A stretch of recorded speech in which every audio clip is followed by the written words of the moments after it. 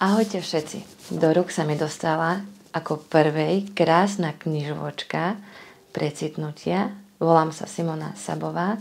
Som mamina Viktorka, malého bojovníka. Pani doktorka a primárka Mária Jasenková oslovila ma, aby som sa stala krstnou mamou tejto krásnej knižočky.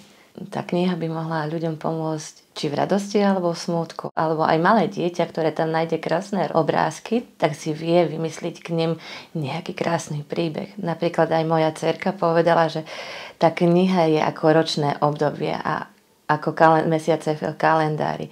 Čiže je tam jar, leto, jeseň, je tam január, február, marec a je tam aj december. Je to ako pohľadenie na duši. Tak ja si myslím, že každý, kto tú knihu otvorí, nájde také precitnutie v nej. Najviac, čo ma zaujal citát, bolo život sa nám naplní vtedy, keď ho doprajeme naplniť iným. Ďalší citát je milujeme, keď ďakujeme.